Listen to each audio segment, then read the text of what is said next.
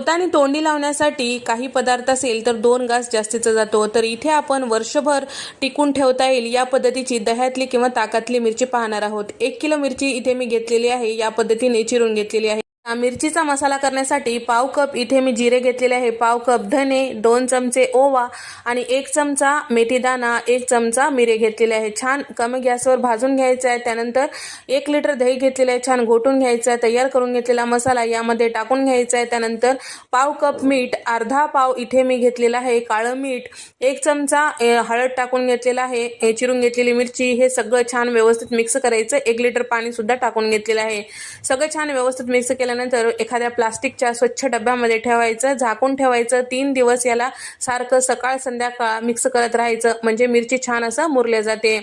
त्यानंतर यामधलं एक्स्ट्राचं आपल्याला दही काढून टाकायचं आहे किंवा हे मसाला काढून टाकायचा आहे आणि जे मिरची आहे ते आपल्याला उन्हाला वाळवत घालायची आहे। उरलेल्या ताकामध्ये तुम्ही आणखीन मिरची टाकून वाळू घालू शकता। या पद्धतीने मिरची वाळल्यानंतर प्लास्टिकच्या डब्यामध्ये ठेवून द्यायची आणि गरम तेलामध्ये हे तळायचं, म्हणजे मस्त तोंडी लावता येईल। तर हा व्हिडिओ पूर्ण चॅनलवर अपलोड केलेला आहे।